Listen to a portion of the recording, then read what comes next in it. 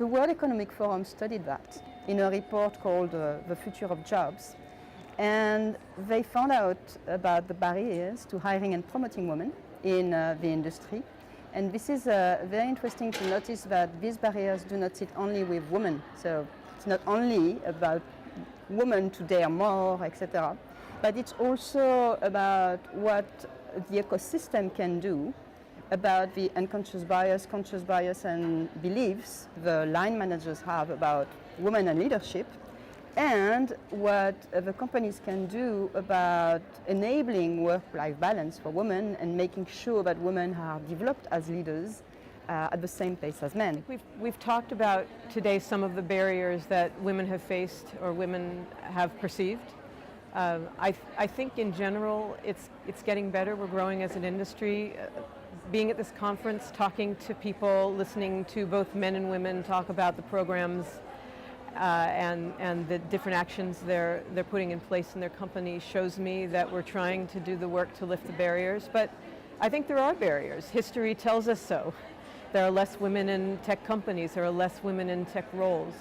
There are less women in leadership roles. And if you don't have the person you can sort of look up to and say, you know, that's who I want to be and that's where I want to be, it's harder to aspire. So in that sense, you know, we're still faced with the legacy of the barriers that we've inherited. But I think that it's getting better, and I'm optimistic. There are barriers, the first of which I think is maybe the lack of role models. And I think sometimes when we don't see ourselves, we can be intimidated.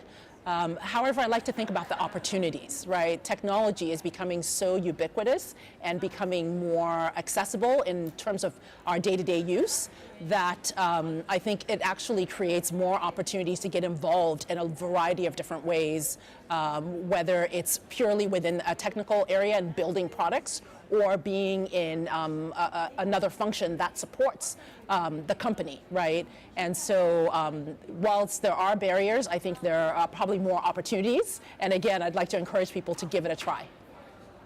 I have experienced quite a lot of barriers, especially in my younger days. But I think the one that impacts me the most is the fact that I have such a low threshold on my reputation. So if I take a risk and I do something and it works okay, there are no praises being sung about me or anything. But the minute I make a mistake, then I'm going to be reminded about that mistake even 2 years later if, you know, I make a mistake. So my reputation goes very quickly back to zero.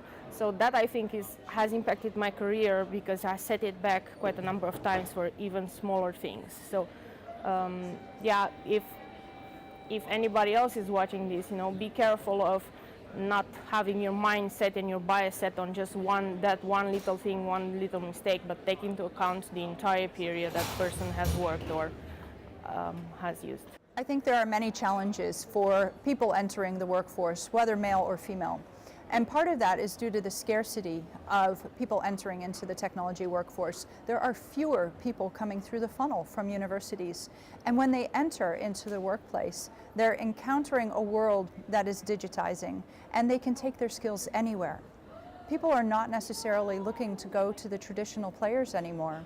They're really interested to bring their skills to a place where they can bring relevance, where it has meaningful work for them, and where they can make a difference.